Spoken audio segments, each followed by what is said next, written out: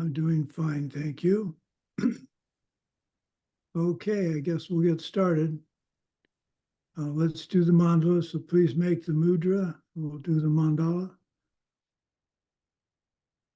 Here is the great earth, filled with the smell of incense, covered with a blanket of flowers. The great mountain, wearing the four continents, wearing a jewel of the sun and the moon. In my mind, I make them the paradise of a Buddha and offer it all to you.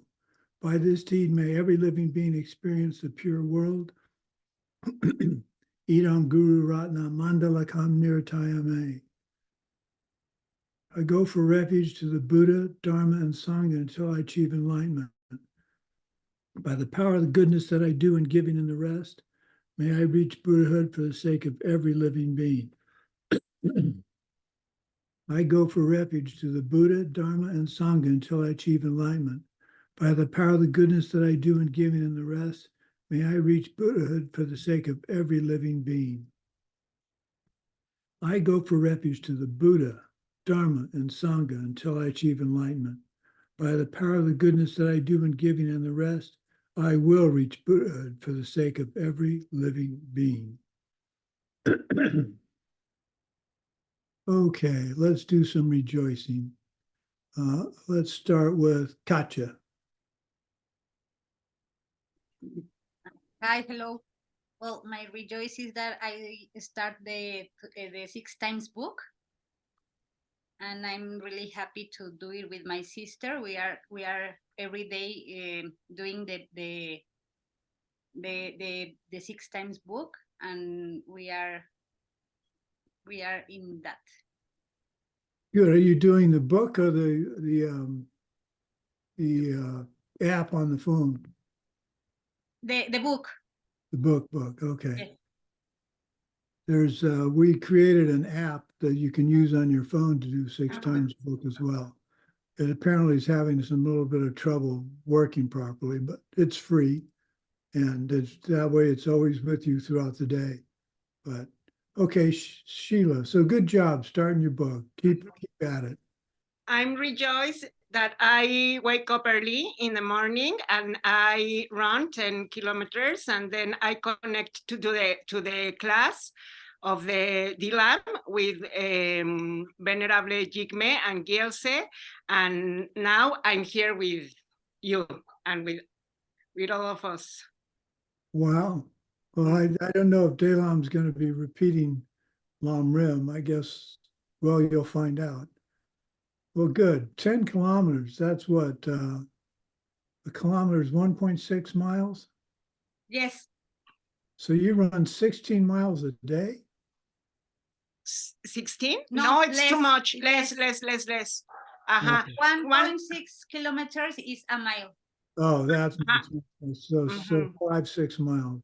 Yes. Wow, good for you. What altitude is Guadalajara at? How many meters? 2,000 feet, 3,000 feet? We don't know the Altitude, you don't know the altitude? No. Well, it doesn't matter. Okay, who's next? Jackie. Hello, thank you. Deeply grateful to be here.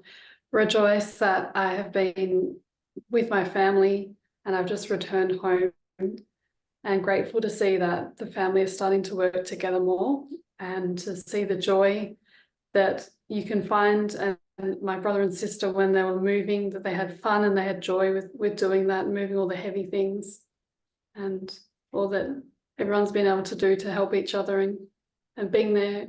Being up to all hours doing dishes for my family and doing whatever everyone needed. But back now to be able to recharge a little bit. Thank you. Did you have any luck moving not all the stuff, giving some of it away? Not really. Well, you get credit for trying. Okay. Svetlana, do you have anything to rejoice in?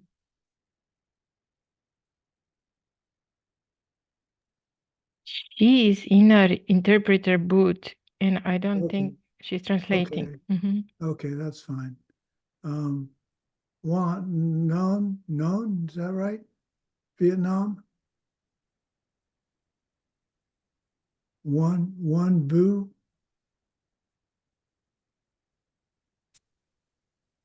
I'm sorry, I mute it. So I'm enjoying that I can make a habit of doing yoga every day for 1 hour to keep healthy and keep in shape. Do I mind pronounce? How do you pronounce your name again? One. Juan. Yeah. Juan. Okay. Thank you. Thank Well, you. good for you. I did yoga every day for 3 years, 3 months, and 3 days. And when I got out of 3-year retreat, I said, no more yoga. Wow. Shame on me, but I'm just being honest. Becky, can you type something?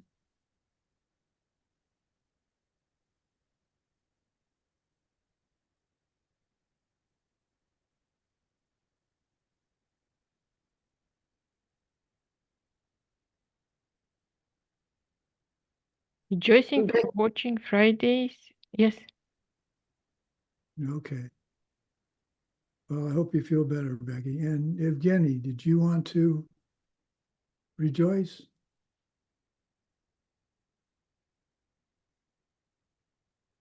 О, да, я очень хочу порадоваться тому, что я каждый день, у меня есть возможность соединять людей с Дharмой. Я ее не преподаю, я ее записываю, но я каждый день это делаю, реально каждый день. И я этому очень рад. И для меня, наверное, большая честь это делать, и что мне есть такая возможность. Evgeny is very happy to rejoice that he is spreading Dharma every day. He's not teaching, but he is recording every day. He does recordings for different classes, so he's very happy to do so. No, very good. Thank you for doing that. That's a huge service for all the students. Takes a load off of everybody else. Okay. There was questions last class that I forgot to answer. Somebody asked the difference between Lama and Venerable. Venerable indicates that I am ordained. Lama refers to one's personal teacher.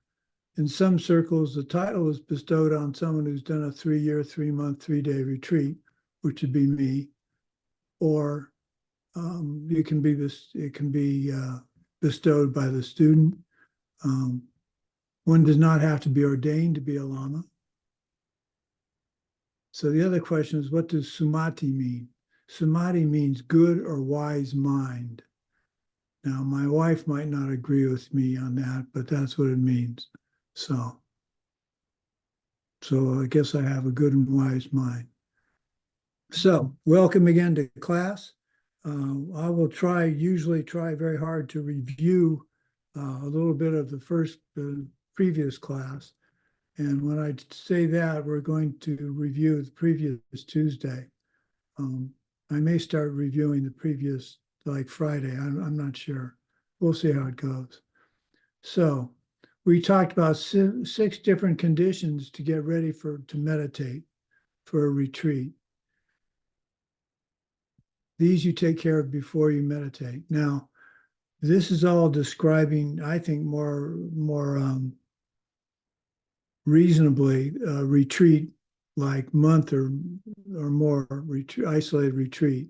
So this isn't really referring to your daily morning meditation or evening meditation. So a conducive place. Let's try and frame this more in the idea of you at home. Place you can get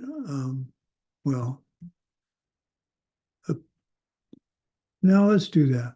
So a place you can get honest provisions. That's not necessary for a home.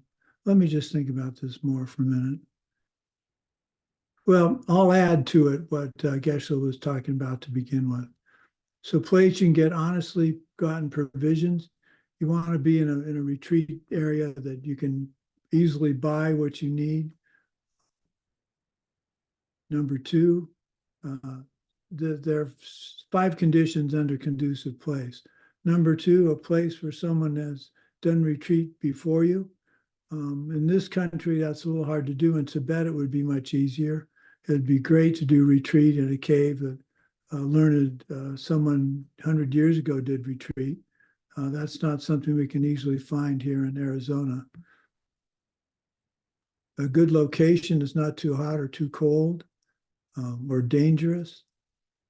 Diamond Mountain was pretty safe. We did have a bear issue in the 3-year retreat that we had to take care of.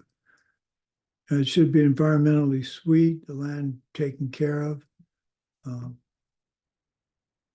And number 4 is have good companions.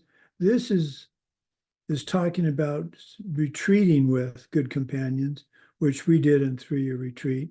And it also, I think, means you need to have reliable, good people that are going to take care of you with cooking and things. Number 5, get your stuff together. When you go into retreat, you should have everything you need when you go in. Now, you're going to forget a few things, and that's reasonable to ask your caretaker to get for you. But you shouldn't be sending out notes requesting things that you probably shouldn't have brought in to begin with, like CDs or things like that. If you're going to do a retreat on a mantra, bring in the sadhana that it's from or a description of it. So you've got everything. The bottom line is you want as little outside contact as possible. So that was the 5 conditions under conducive place. Then reduce your needs. Be satisfied, and that's comes together with number 3, which is be joyful with whatever you get. When you're doing an extended retreat, just be thankful that you have someone taking care of you. And don't say, oh, I don't like this, I don't like that. Could you cook this a little differently? You should have ironed those problems out when you found the person who's going to support you. Now, obviously, if they're feeding you food you can't eat, you have to say something. But I was taught as a child to eat what was put in front of me. And so whenever I'm in a retreat where I'm getting someone's cooking for me, I clear an idea of a menu for them, and then whatever they cook, I eat. And be grateful for it. Be grateful for all the people who were involved in purchasing and transporting and displaying the food. Then number 4, don't be too busy. Busy is relative. Only you know if you're being too busy and not being able to get things. You want to do too many things. So you don't want to be bored, but you don't want to say you're going to do 5 things in the morning when you really have time for only 3. So ethical is another consideration. You need to be very sure that you have a high morality before you go into retreat. Now, this doesn't mean you can goof around and just take care of it just before retreat. But the point is, you know in advance when you're going to do a retreat. So if you're going to start in May 1 and maybe April 1, you make sure you don't get people mad at you. You make sure you return the emails. You take care of all the things so no one is waiting on you, waiting for you to get out of retreat, if at all possible.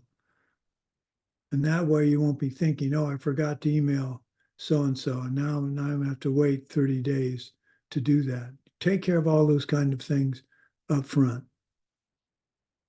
Then lastly, try to give up random thoughts.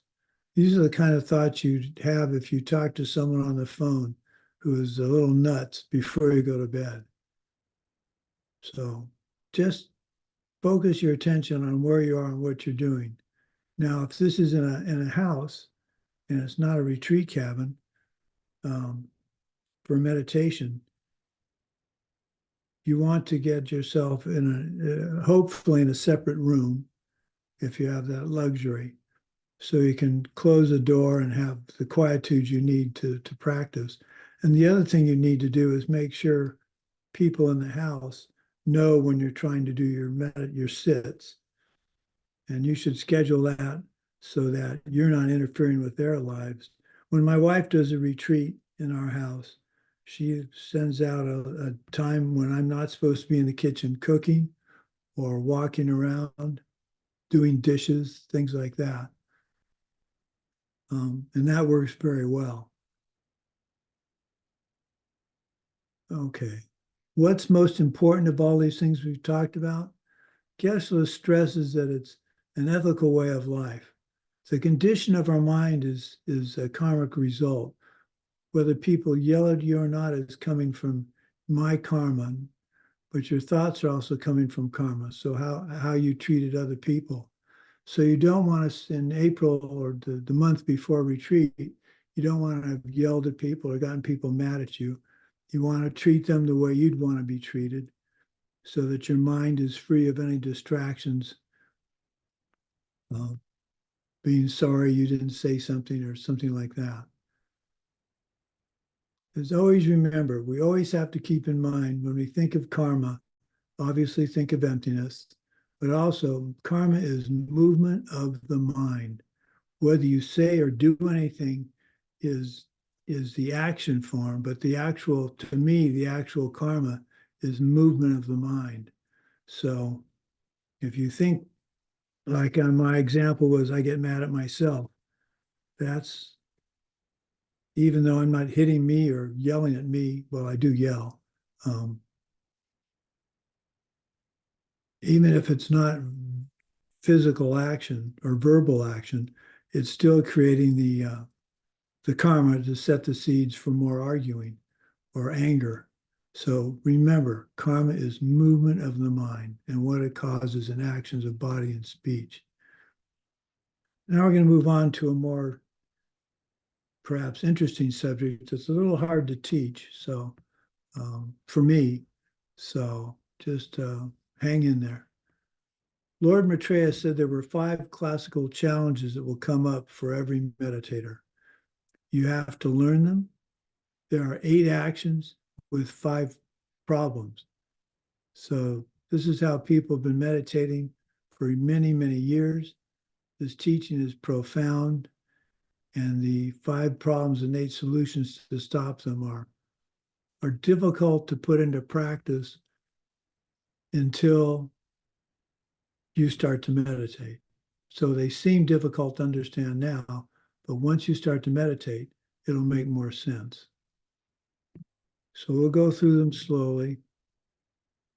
I'm not good at watching the screen for hand raising. So if you have a question, go ahead and use your microphone and ask.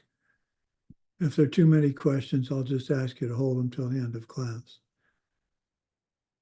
So Master Shantideva says all the steps to liberation, all the steps to become enlightened will be a cinch if you learn to meditate.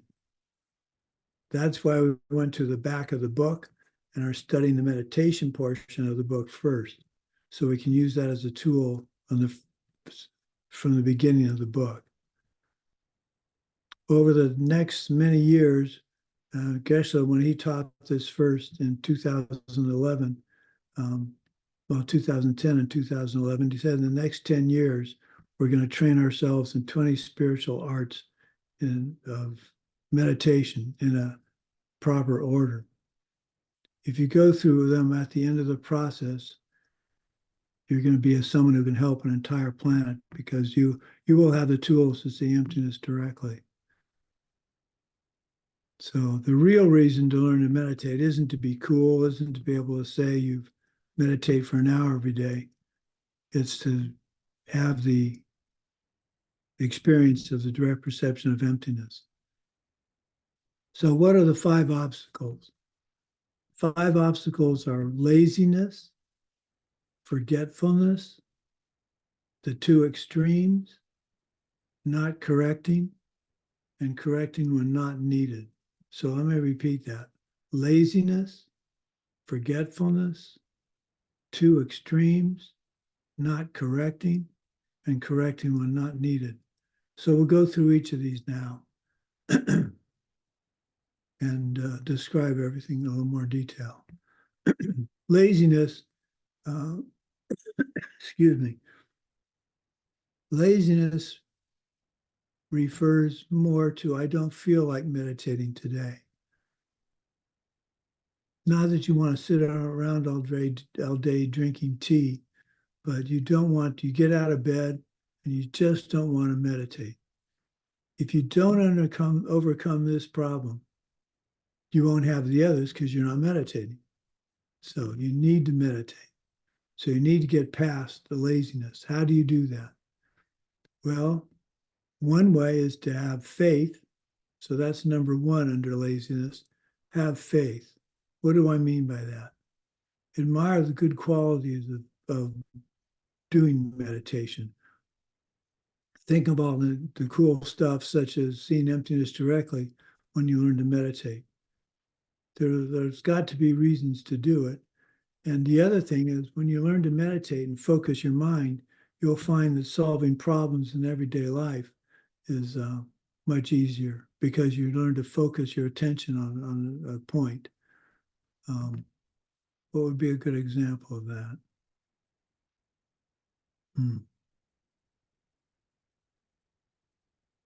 Well, playing the piano, learning to play the piano. If you meditate, you'll have the mental discipline to focus your mind when you're playing the piano on a difficult set of notes, because you've developed this ability to concentrate in single pointed concentration. Faith, so that's faith. Inspiration. You think how nice it would be to have it, then you say, well, if I really want it, I have to go get it. I have to do the work necessary. And so that's number 3 under laziness. Work hard to achieve it. So if you want to achieve it, that means meditating every day, hopefully at the same time each day, and increase your time 1 minute a week. But you have to have faith that it's worth doing. You have to be inspired to know that you can do it. And then you just have to put in the work. It's easy to get distracted from meditating. You put something as a higher priority. Geshe says that even Dharma projects are not a higher priority than meditating. So you've got to transcribe something for Geshe Michael as an excuse not to meditate. He'd be mortified if you did that. If you're running out of time with the Dharma project, then you have to realign your schedule and make sure that you've set enough time aside to do in this case, transcription. And lastly, the 5th one under laziness is practiced ease. Even if it takes a long time, say 20 years, you'll reach a state in your meditation where you're happy when your legs fall asleep in full lotus. Your body will flow into the posture you need, and like boom, your mind turns on. By the time your wrists get on your knees, you're already flowing mentally and physically back into the saddle of meditation. If you do yoga enough, it will feel blissful. The goal of meditation is to reach the vibrant state of attention. Good meditation feeds like listening to the most beautiful music you can imagine, and you're lost in it. So I collect soundtracks. And every time I play a selection of soundtracks, I think of the movie it was from. And 9 times out of 10, I can go to a specific scene and remember that part of the movie. If I can get that lost in music and focus my mind that well, there's no reason I can't do it in meditation. So I need to stop being lazy and make the effort.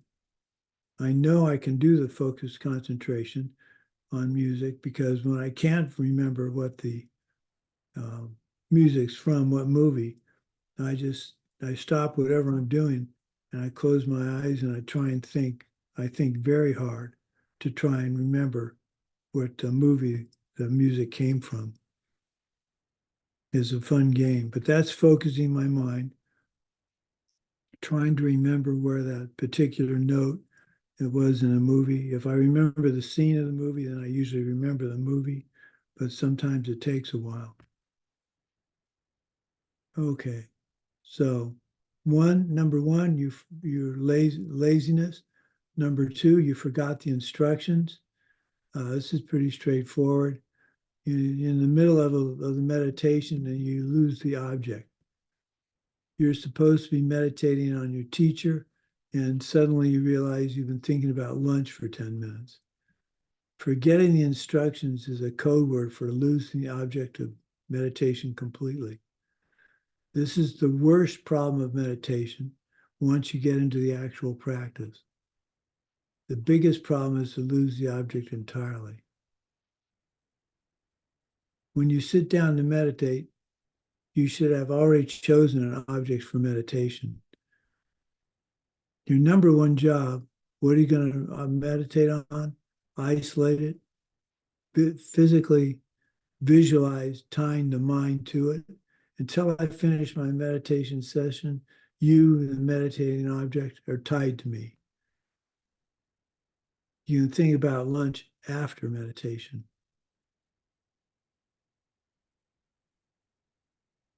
Since the time of the first Dalai Lama, it was a tradition to pick a holy object and tie your mind to it, to the most holy object you can imagine. Lord Buddha, His Holiness, 14th Dalai Lama, etc., or your heart teacher. When you're trying to develop focus, deep meditation, pick the one person you would like to be like, perhaps your heart teacher, someone you look up to.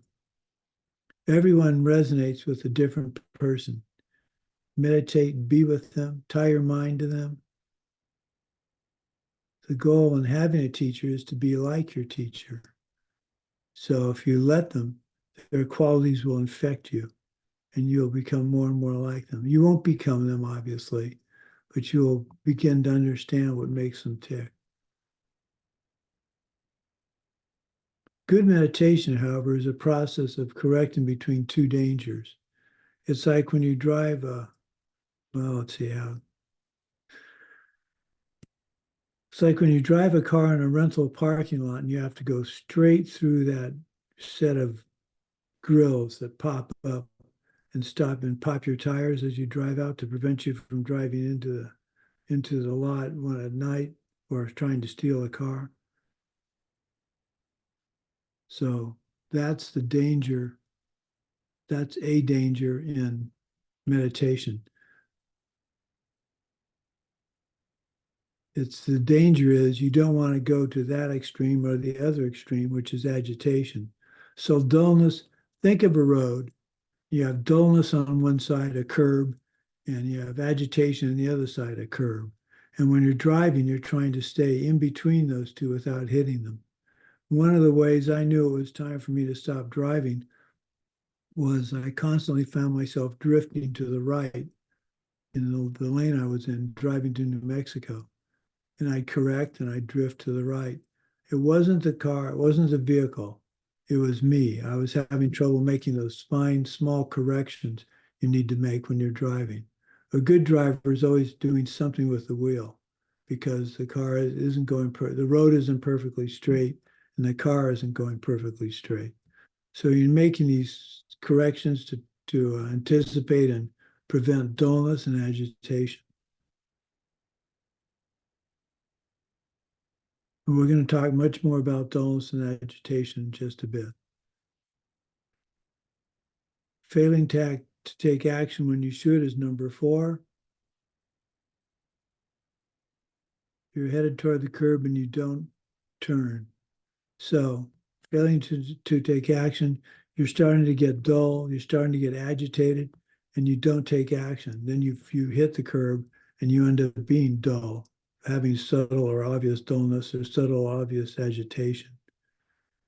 So you have to be watching your mind and catching it. This is hard to do. I shouldn't say it's hard.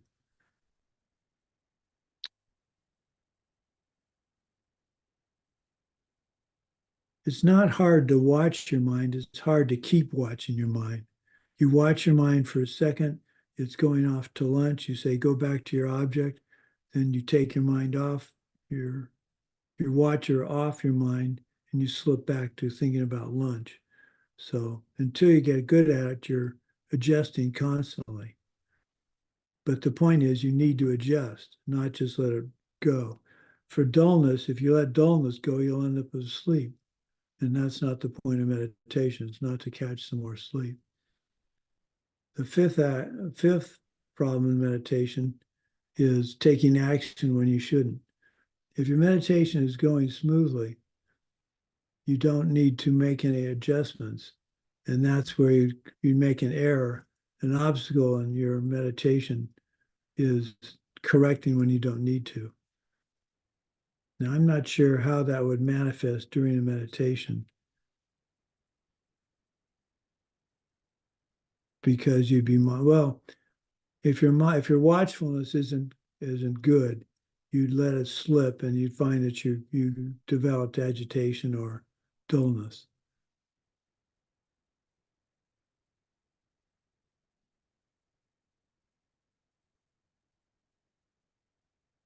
The Bongka Rinpoche mentions 4 meditation objects that haven't been taught in 2,000 years. So we're going to briefly go over these just for completion's sake. The first meditation is called simply everything. Meditate on everything. Going to work for money doesn't work. Starting a key starting a car with a key doesn't always start the car. You enjoy your spouse. This is a radical thought, that you're just meditating on everything. Think of all the things in your life. This would be hard to keep focused on for me. So I wouldn't recommend this one until you get really good at meditation. Meditation that will improve your own behavior. A good one for this is the death meditation. We teach that. I like to teach the death meditation. Any kind of addiction problem, you can meditate on it and fix it if it's an addiction. You can do Tonglen on others' pain. This will make you less selfish. So improving your own behavior. Meditate on how the 4 powers work, things like that. Number 4. Number 2. It's called learning. This is where you break things down and understand them, to understand them better. This is what we call analytical meditation. So you take the source of all my good, for instance, you take the first stanza, you break that down in individual lines and words, and make sure you understand what the sentence is trying to say, then move on to the next one, then move on to the entire slide. So it's analytical. The styles of meditation which are meant to affect your general negative attitudes.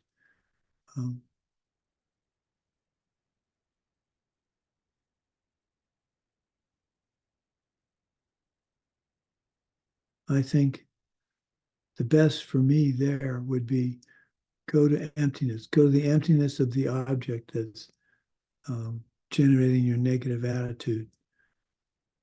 For instance, a car. Geshe talks about a car he tried to fix. Instead of trying to feel calm about the car that's not working, understand that you fix it by giving rides to other people. Stop fooling around with a car that doesn't work. Stop relating to it in that way, rather than change the karmic seeds that caused the problem in the first place. I want my car to work better so I can give rides to everybody I can. I would argue that not to give up. This is the how and the why. The how the car broke down is maybe the fan belt broke. The why the car broke down was you interfered with other people's ability to get where they needed to get, providing transportation. So don't give up in fixing the car. Fix the car and use it for a worldly, spiritual purpose, not just a worldly purpose. And do that with conviction. I fixed the car. Do you need a ride? You do? Okay, where do we need to go? And not say, oh, that's out of the way, maybe tomorrow. If you offer the ride and they say yes, you show up for it. unless there's a really good reason not to.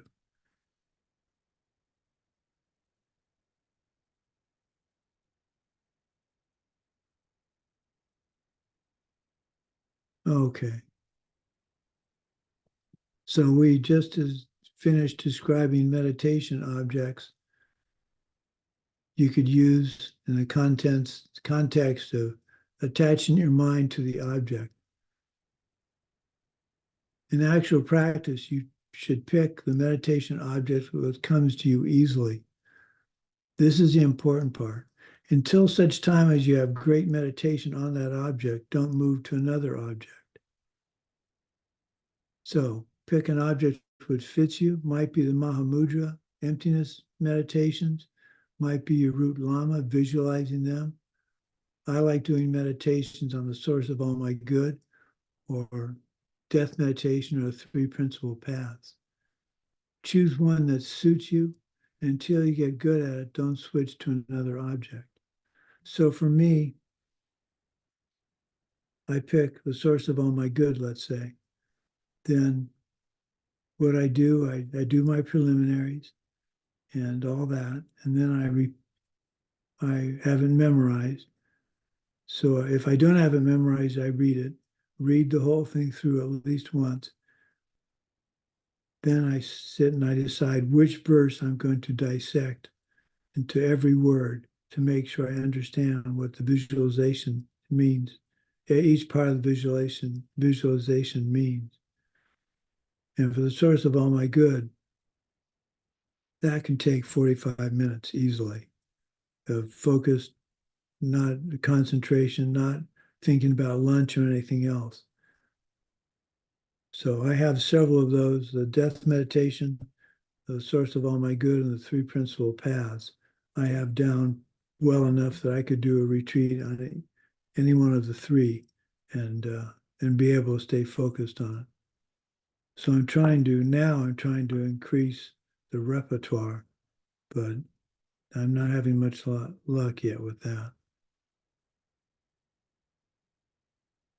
So don't switch unless your Lama tells you to. Choose one that suits you. Until you get good at it, don't switch to another object.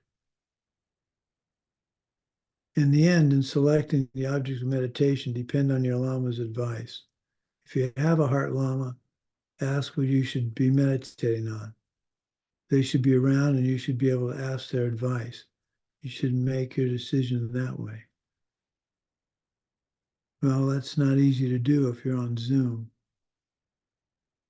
But pick something you can reasonably do in that period of time.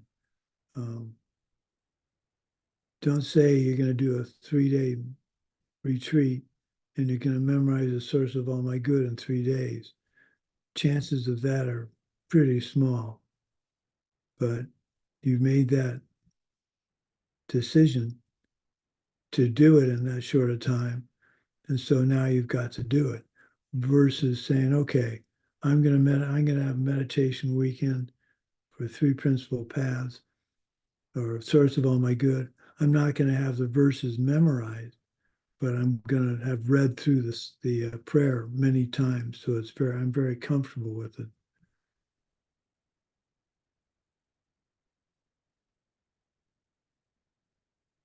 If you're trying to visualize your Lama, if you can just get their silhouette, that's an excellent start. In the beginning, you've reached the objects if you have a silhouette that you can hold on to. If you lose the silhouette and start thinking about lunch, that's problem number 2, which is losing the instruction. When I try and meditate on a person, my meditation on people work best for me if I'm on the floor in a temple and they're on a throne in front of me. For some reason, that just makes it easier for me to do the visualization and get my brain going on the fact that I need to make them 3-dimensional. So you don't, when you're meditating, visualizing on a person, you want it to be 3-dimensional. Well, that's true of everything, I guess. You want it to be three-dimensional. You don't want it to be a tonka, a flat surface.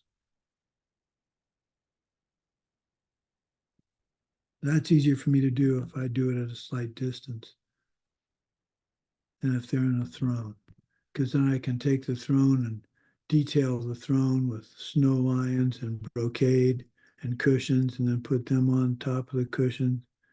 It, for some reason, works much better for me.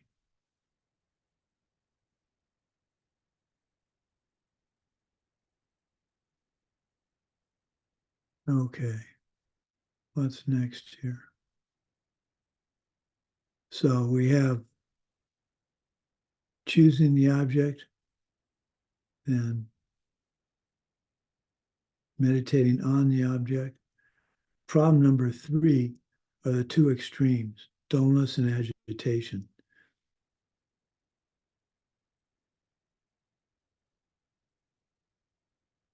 It's hard to describe.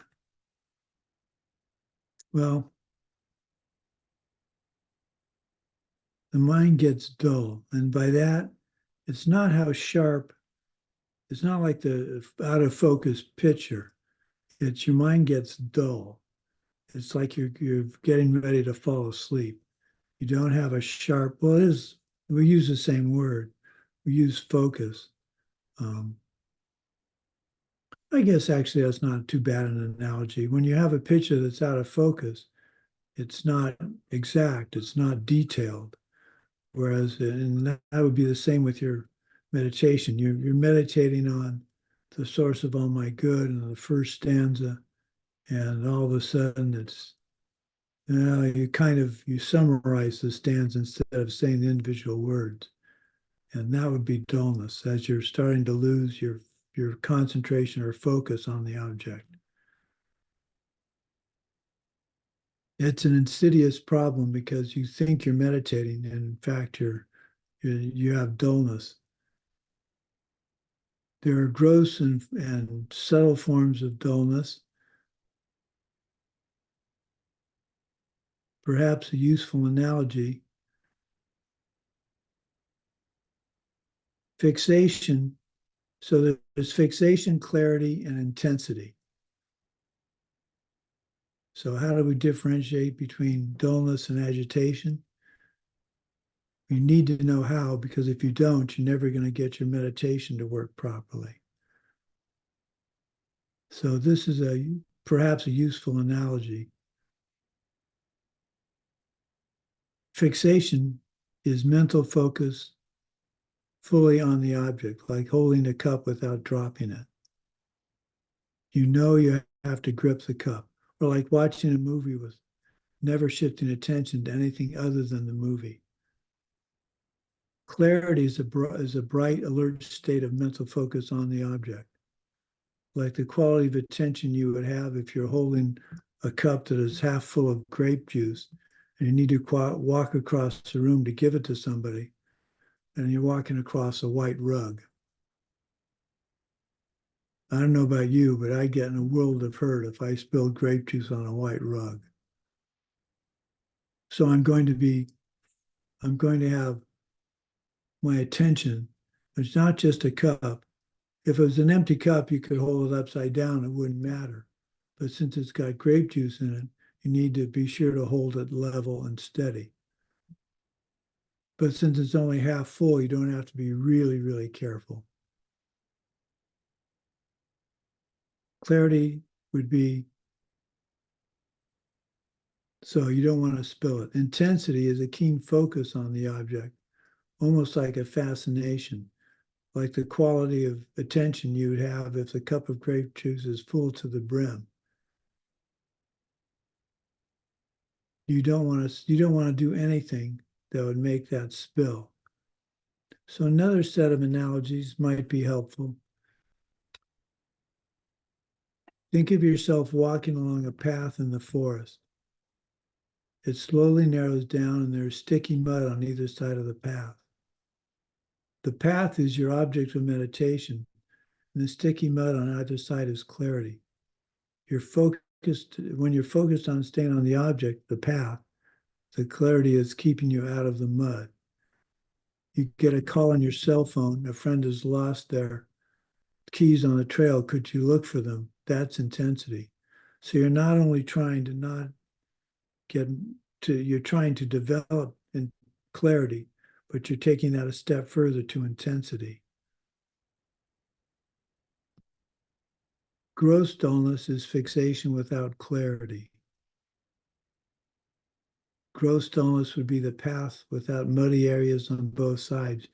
You're on the path, but you're not really concentrating on it. The intensity of your involvement is like the piece of music you really love. You listen to it very carefully and enjoy every note. Subtle dullness lacks intensity. And this is the greatest obstacle to all meditation.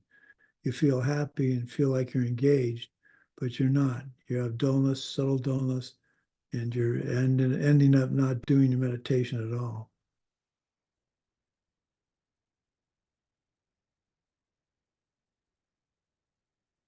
They say that you have intensity to the freshness of your mind. It means you have a pleasant degree of concentration on the object. Pay attention and concentrate. This is another perhaps analogy for you. Think about, I know that sometimes when I read the source of all my good to my students, I get very emotional because I'm thinking of how much Geshe Michael has done for me. Other times I can read it without any problem. So most of the day it's not overwhelming. Most of the time it's not overwhelming, but sometimes your faith gets so strong that you break into tears. It overwhelms you. That's intensity of devotion as opposed to just devotion. To distinguish between these things is difficult. You can sit in subtle dullness to where even your breath stops, but suddenly you become aware you haven't breathed for 5 minutes. So that's close to emptiness, but it can also happen as subtle dullness and you wouldn't know it. Well, how about agitation? What does it mean for your mind to be restless during meditation? This is the exact opposite of dullness. In specific, it's where the mind is distracted to something it finds attractive. Now, this is important. Agitation is where your mind is distracted to something it finds attractive. So, for instance, you're in a meditation retreat. It's been several days. You're hungry. You're starting to do your practice on the source of all my good. And immediately you start to think of lunch because you're hungry. That's being distracted by something you're attracted to. It pulls you away from your object, and that's what you're going to have to try to fight. So on one side, you're fighting dullness and losing the object, and the other, you're fighting agitation and losing the object by your mind going off in a different direction versus just zoning out.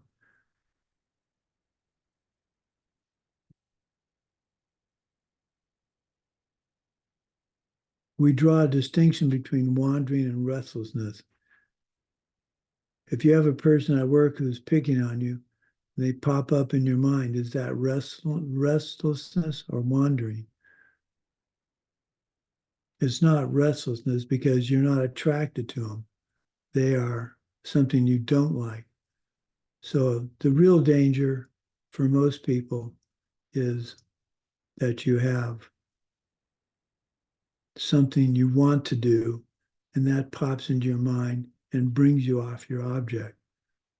So you need to be able to put, and maybe that's why for many people meditating in the evening is better, because the day's done, you have nothing left to do before going to bed. I may have to look into doing that. Except usually when I'm ready to go to bed, I'm ready to go to bed.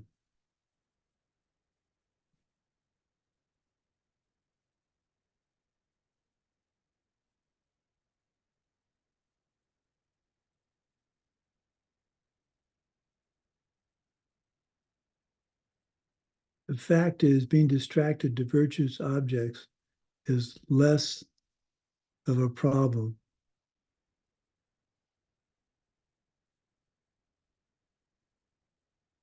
Well, I don't think I can really say that. We think being attracted, well, no, I can't say that. If you're distracted to a virtuous object because you like it, as you're attracted to it, then even though it's a virtuous object, it's still a source of agitation and it's not good. So even though it's a virtuous object like fundraising, it's not what you're on your cushion to think about unless you're doing analytical meditation on fundraising.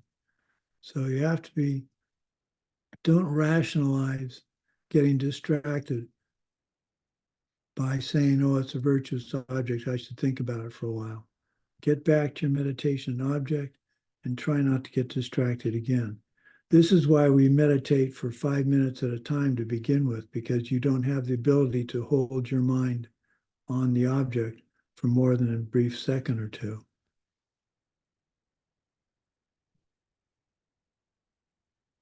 Gross restlessness.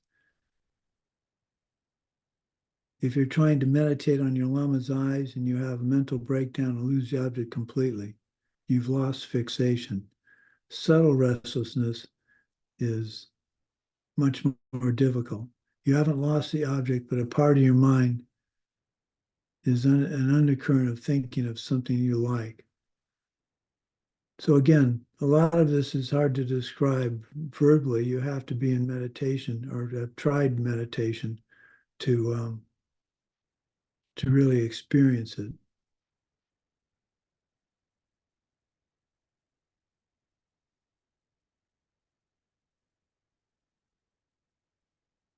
During meditation, you need to check in frequently on the condition of your body and mind. Are you still sitting up straight? Are you not moving? How is your mind doing? That's watchfulness. You need sort of a lookout. And that can be, to me, that's distracting, because if I go to my watchfulness full bore, I'm thinking about what I'm doing wrong in meditation, which isn't the point of meditation. So you have to balance the two. I can find myself slouched and straighten up without losing the object, but that's taken a while to learn that, and to remember to check that you're in the right posture. So we have 9 stages of meditation. The first stage is putting the mind on the object. So I'm going to use a movie as an analogy here. So you're watching a movie, but your interest is low. So the noises outside attract your attention. Or you check your phone for emails. Your attention goes to the movie, but then off to something else for a while, then back to the movie. You're off the movie more than on. Putting the mind on the object with some continuity, the periods of distraction are longer than the periods of concentration. Dullness and agitation are predominant at this point. You have concentration, but dullness and agitation cause you to drop off the object. You're on the object a little bit more than before, but not much.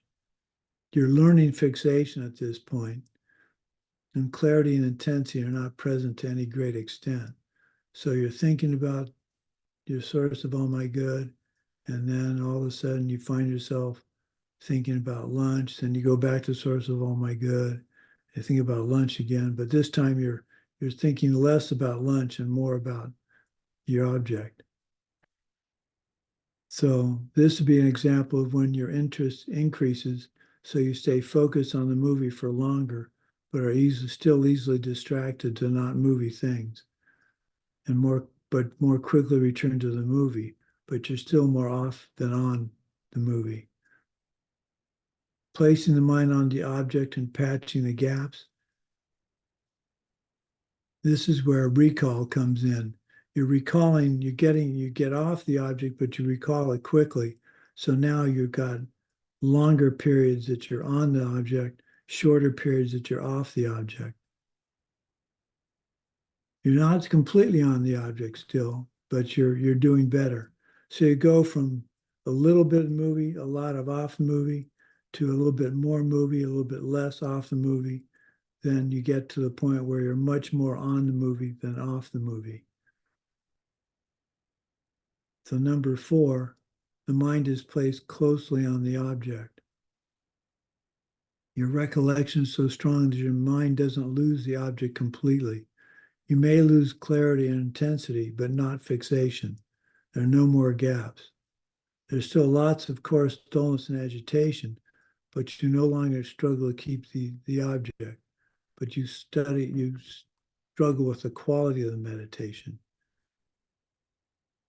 This is where your interest in the movie has increased to the point of being so interested that the other than movie distractions are disregarded.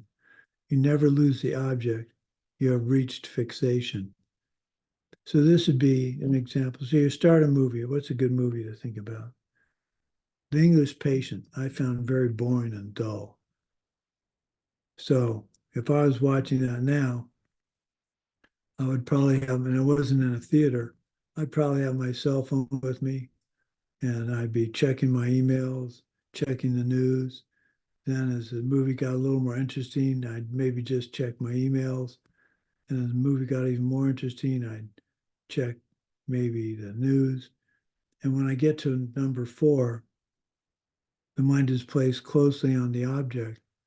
I'm not, the phone rings, I don't even answer it because I'm not interested in the movie. Now, that wouldn't have happened with English Patient, but so where did dullness and agitation fit into this? It's the quality of your mind. It's the quality of the meditation that is affected by dullness and agitation. When you get out of meditation, you think back on it. Was it sharp? Was I clear? Did I remember this first stanza, the source of all my good? Or did I drift off? Did I fall asleep? Was I distracted to what's for lunch or what is my computer programs working? Now, I do have a bad habit. It's a good habit and a bad habit.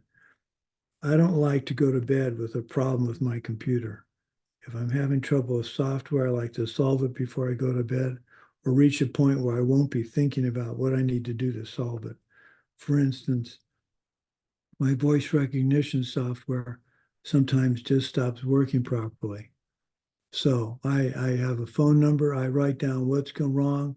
I have a phone number. I know tomorrow I'm going to call that number and get an answer so I can go to bed. But if it's a piece of software I don't have information on how to get a hold of the tech people, then my mind's churning while I'm trying to sleep. Well, how do I find these people? How do I call them? When will they be available?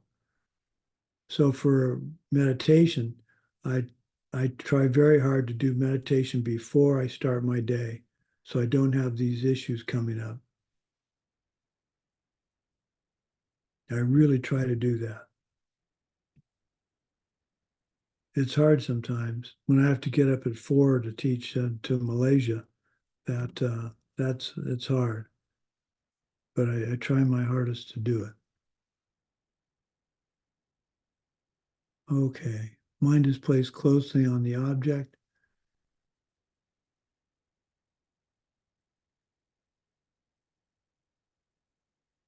Controlling the mind, that's step number 5. 5 and 6 are where you catch your dullness, subtle dullness and regular dullness. You catch your agitation, your gross dullness and subtle dullness, gross agitation, subtle agitation. And you're working on that in 5 or 6 so that you see your mind swinging between the two, but you are correcting. And maybe you overcorrect agitation and it makes you dullness arise, or vice versa. Until we learn the nuances and reach the place where these adjustments can happen smoothly and easily, this takes us through levels 5 and 6. So in the movie analogy, it might be like how during a movie there are parts that are less interesting, so our quality of attention sinks. For me, that would be musicals. In a musical or where they have a choreography, my mind tends to drift away from the movie to anything but dancing and singing.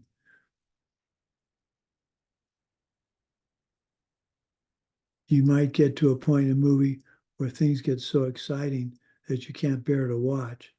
And that's popping you off the object, losing fixation. So that'd be gross agitation. In the analogy, we're saying that the quality of the movie is making the attention shift between dullness, and agitation. Level 7 would be where we're easily adjusting for dullness and agitation throughout the movie, staying keenly engaged through all of it, but still need to do a little bit of adjusting. Then we finally reach number 8, which is just before number 9. Number 8 is we bring the mind to one pointedness. At the beginning of the session, you make a small effort to place the mind on the object, and then it remains there effortlessly. So for the movie, we get keenly interested within the first few minutes and then need no more adjustments to stay fully, easily engaged in the movie until the end. Now, it's interesting I use the movie because last night we watched 2 movies. I usually fall asleep halfway through the movies, but these 2 movies were not particularly wonderful, excellent movies, but the acting was nice, and the actors I'd never seen before, and the script was nice, and it kept me engaged. So I know it's possible to have the fixation that I had for that hour and a half. I know I can do it because those 2 movies were an example that I can stay with perfect attention and fixation. But now I've got to be able to do that when I'm just picturing the source of all my good. The first part of the stanza on the source of all my good.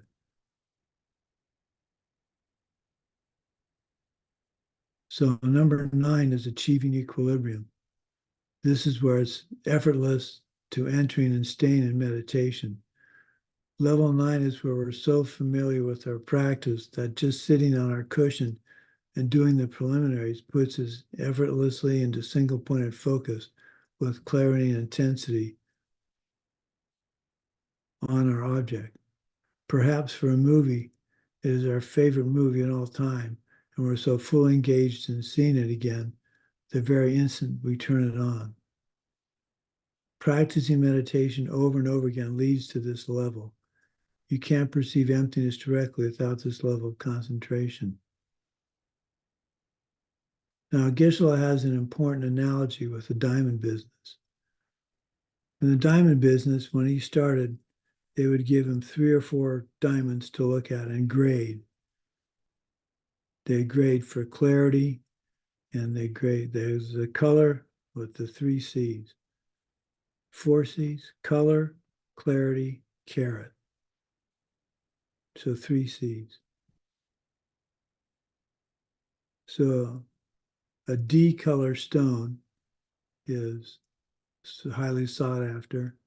That's no tinge of any color. VVS1 is very, very VV, very, very S1, slightly flawed. It may have a small chip of black carbon in it. So you have to learn how to grade stones, and you will end up grading a lot of them. But when you begin, you're given 4 or 5 stones to grade, and you're slow at it because you don't know how to grade the stones. You have to compare it to a color chart, etc. And it takes a long time. When you get good at that, when you get good at the 4 or 5 stones, then they'll give you maybe 10 stones. And when you're good at that, then they give you more and more and more until you reach your operating capacity. But the point is, you don't move on until you've reached a good, where you can grade the stones properly. In meditation, the same idea. You don't go on until you've taken that your object and you've learned how to meditate on it very successfully. So don't move on from 5 minutes to 10 minutes. That's why we do it in minute increments. If you go from 5 minutes to 6 minutes, that's not as difficult to do as moving from 5 minutes to 10 minutes. So we move slowly but surely and make sure our level of concentration is good. We hold the object nice and clear with intensity and clarity and intensity before we move on to the next object. I would say you could try increasing the time a minute per week, but that's only if during the 7 days of the week you've been able to stay on your object very nicely.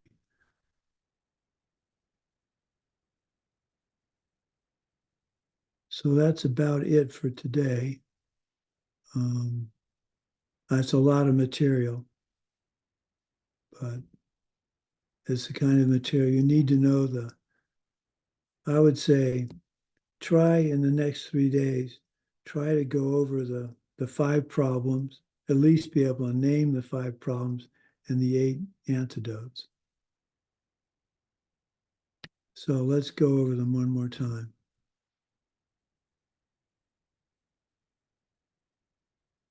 So you've got laziness, forgetfulness, the 2 extremes, not correcting and correcting when not needed. Laziness has faith, inspiration, work hard to achieve, practice ease. So those are 4 of the antidotes to being lazy. You forget the instructions? Well, that's easy. Remember the instructions. So that's 5.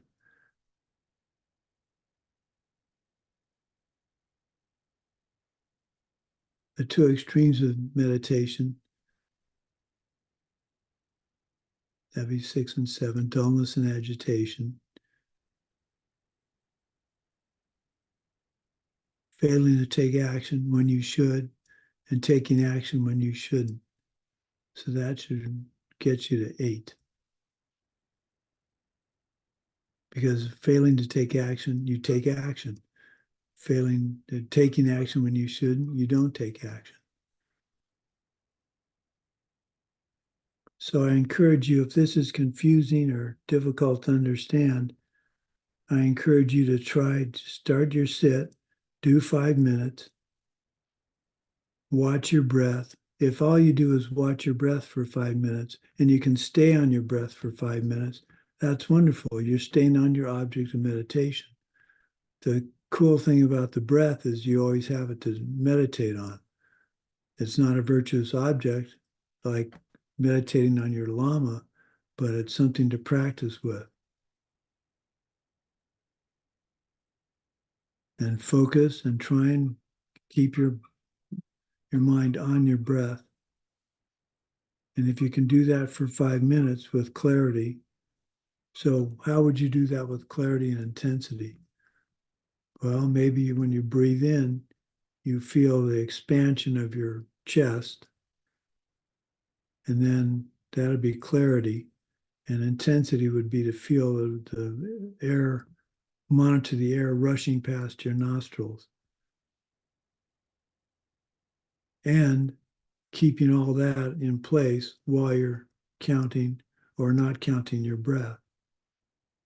So instead of just breathing and then thinking, well, I'm breathing, I'm going to breathe for 5 minutes, and that's nice. What's for lunch? You're saying, okay, I breathe in, I feel my chest rising. I hold for a second, not too long, not too short. Then I release my breath. And I breathe in again, slowly, with clarity and fixation and intensity. I monitor it coming into my chest. I then hold it. Pause is a better term. You're not really holding your breath. You're pausing between in-breath and out-breath. So if you can hold that intensity and clarity, then you'll keep your fixation. And in 5 minutes, you won't have thought about anything but your breath. That's how I'd start doing this. Our meditations are going to be starting with our breath for quite a while, just to settle our minds. So then the 9 stages, let's just quickly review those.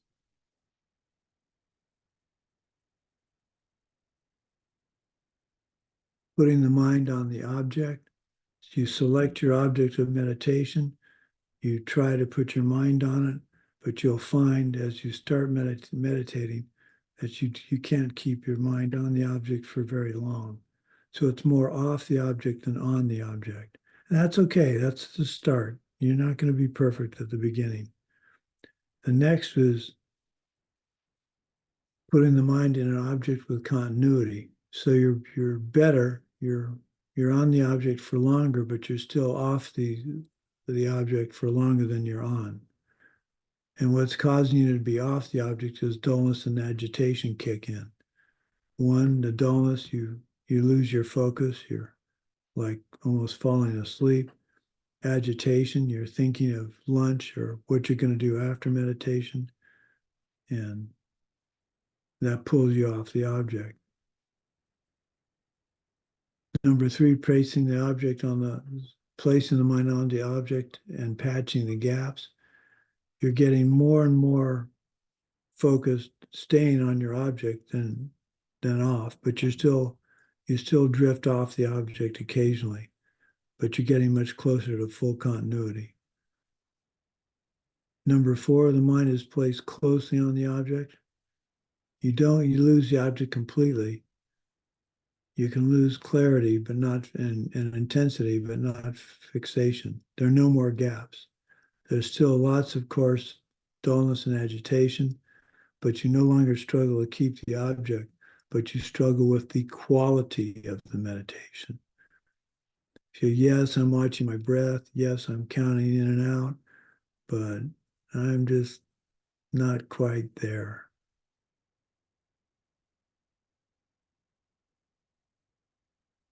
So 5 and 6 are fighting dullness and agitation, trying to make sure that they don't predominate in your meditation.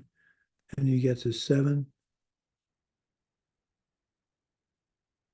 You're easily adjusting through, so you still have dullness and agitation, but you easily adjust to it.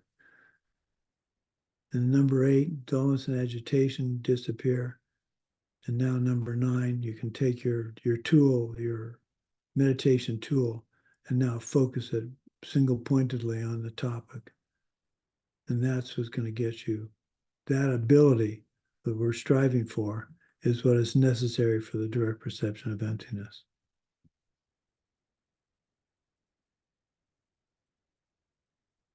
So that's pretty much it. Any questions?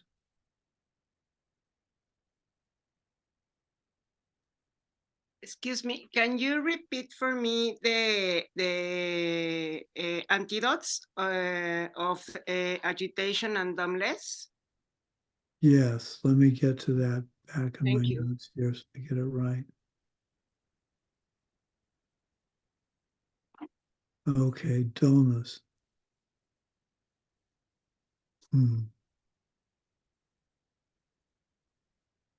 Dullness, you need to, well, what's a good adjective, good antidote?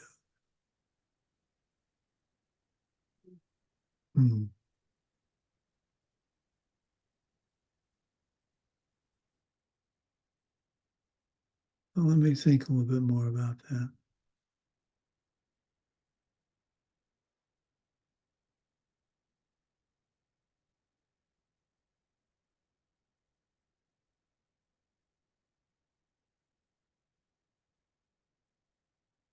You want to wake yourself up. So I think the thing to do, well, you don't want to get off the object completely. Let me look that up and I will get back to you on it. I don't have that in my notes for some reason, or I'm not finding it.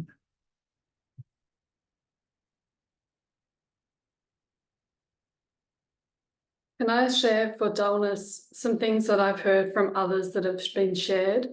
is things like creating a brightness to be able to wake yourself up, or to be able to put your mind on something that brings you lots of joy, so you can bring your mind back to a brightened state to then return to your object. Right, right. Well, the antidote that I didn't catch when I was reading this, giving the talk, the antidote for this problem of dullness and restfulness is watchfulness. So if you watch your mind and you see you're starting to drift into dullness or agitation, then you catch it and go back. If you can't do that, then Jackie's right. You can use a bright light. Open your eyes, look out the window briefly to wake yourself up, or think of something you like and to bring yourself back from agitation. I think the best antidote for me is to develop the watchfulness, because then you're not going off your object.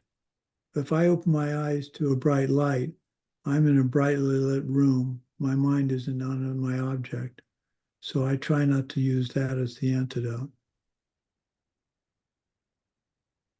May I also share as well that another great tool for meditation is to bring your object into small and large, so you're getting closer to it and further away from it, and you can play with that as well to keep focus and fixation. That's a good idea.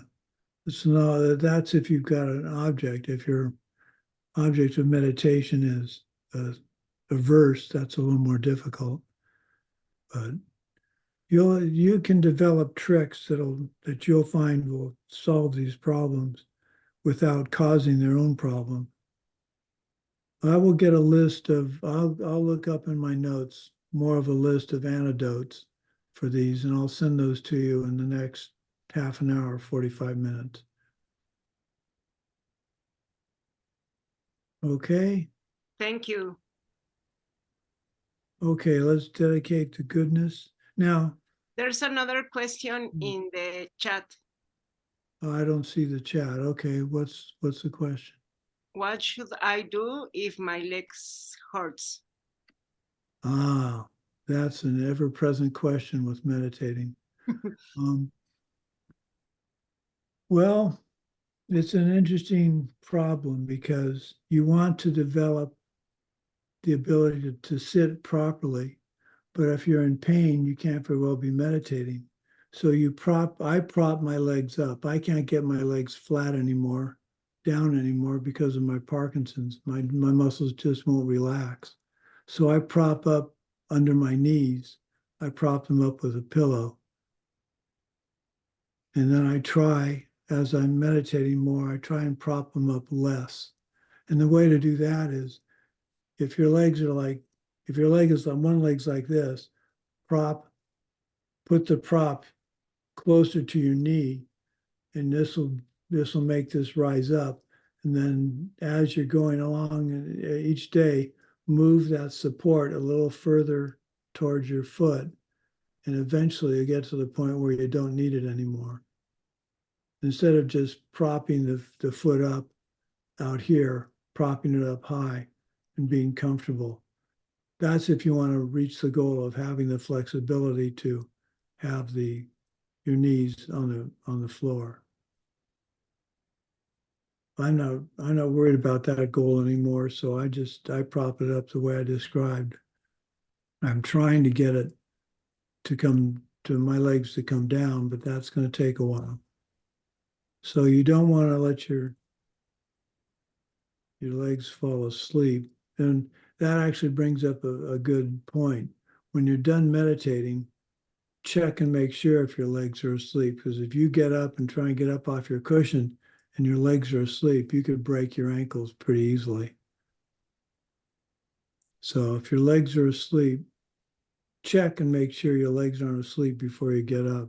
That's usually not a problem, because when you get out of meditation posture, if your legs were one asleep, they'll start to tingle right away, and you'll know that you have to wait. may we return back to dullness and, no, sorry, clarity and intensity. If you were to Sure. look from the example of doing dishes, is the clarity like the detail of the dishes? So, you know, you're seeing the color of them, you're seeing the dishes there themselves, rather than just some vagueness and your mind's not even focused on the process. So I would look at it this way, Jackie. You're doing the dishes. You're really not interested in doing the dishes, but you got to do the dishes. So, okay, I'll do the damn dishes. But I'm thinking about what I'm going to do after the dishes. So you're doing the dishes, you're doing the dishes. Your mom or your spouse comes in and goes, "These aren't clean." And you look at them, and sure enough, you've been just wiping the dish in one direction, thinking they all have the same problem, and you've forgotten to do the backside. So the backside, someone stacked the dishes so the plates have food on both sides of the plate, but you thought they only had food on the one side, so you weren't paying attention. So clarity would be okay, this dish is dirty, I need to clean both sides. Dullness would be not just wiping them and not thinking about it. Now, And the intent as well. intensity, for me, intensity would be, okay, which of these, I don't want to wash both sides if I don't have to. So which of these plates were stacked and which weren't?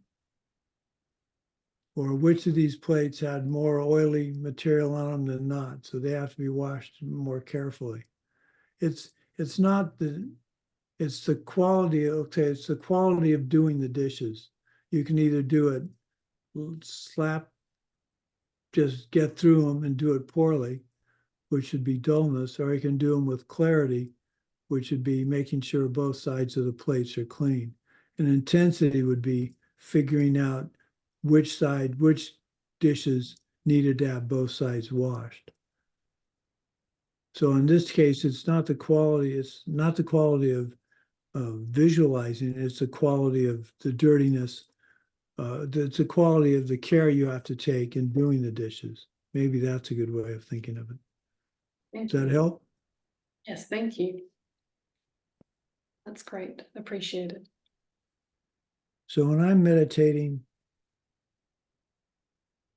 and I've restarted my practice with the start of this course, because for a long time I haven't meditated much because of my tremor, but I've decided I'm not going to let that stop me anymore.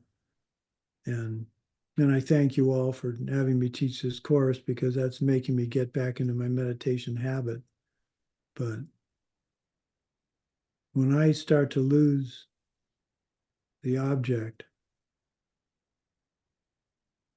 dullness is very obvious to me, because I snap back from falling asleep.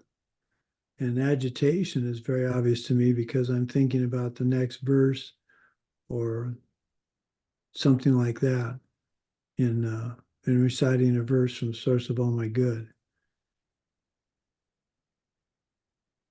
I'm trying to memorize the three principal paths, and that's proven difficult. So I do that also in meditation sometimes during the day. I'll sit for a bit, and then my mind gets dull, sleepy, and agitated, skipping to another verse, trying to remember the other verse. So it's pretty clear to me. It's pretty clear to me what dullness and agitation in my mind, my quality of meditation is. It's hard to articulate, but now I've got to deal with the fact I know what it is, and I need to deal with the antidotes. Okay, any more questions? Okay. If anyone has any magic ideas on how to be able to handle a room that's just full of mess, I'd love to hear your suggestions. Back a truck up and throw it all in the truck and drive to the dump. And do that at night so nobody knows. And then when they come and they say, where did it all go? You say, well, it doesn't matter where it went. What matters is it's gone. And hopefully they'll agree to it. I still like the idea of saying, if you haven't used it in 6 months, it's going to the dump or to Goodwill.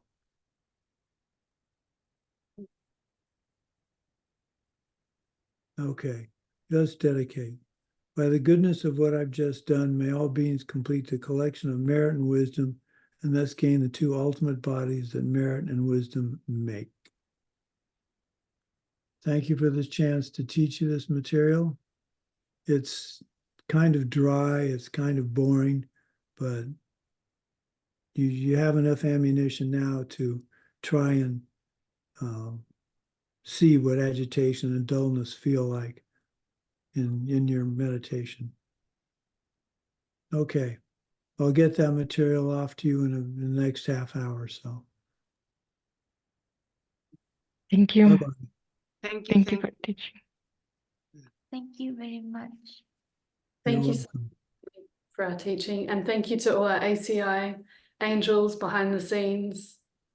Thank you so Yes. much for making this beautiful Thank teaching you, about. Natalia. Thank you, Svetlana. Thank you.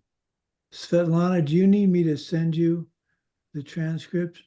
Not my notes, or is it okay? Can you work off what I'm saying?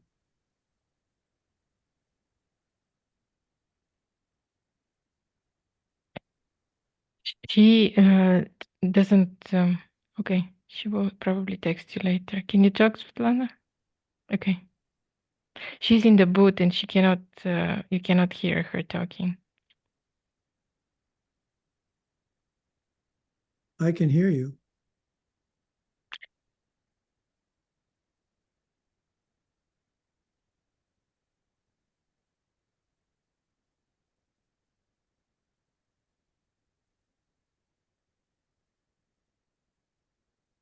Okay.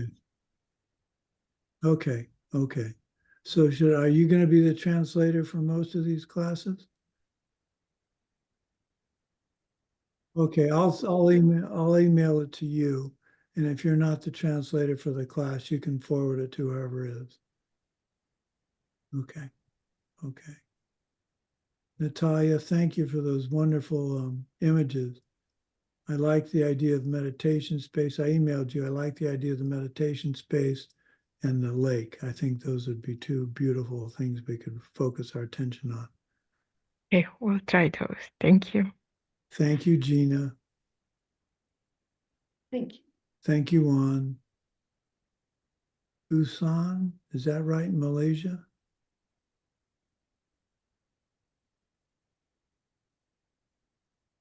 Yeah, I'm from Malaysia. Okay. Well, oh, there you are. What part of Malaysia again? Johor Bahru, southern part of Malaysia. Is that close to Kuala Lumpur? Kuala Lumpur is in the middle of Malaysia. It's the Oh. capital.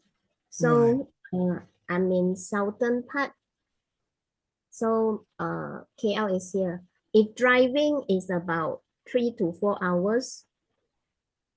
So If it's I about the same distance from KL as Penang? Oh yes. Penang is at the northern part of Malaysia. So Right. I'm southern. Yeah, we were there last year. We were in Penang and KL, then we went to Singapore and back to KL. So you have a lovely country. Thank you so much. Okay. Okay, we'll see everybody. Bye-bye. Bye. Thank you. Enjoy the rest of your beautiful day, and thank you for being here together to share this teaching. You bet.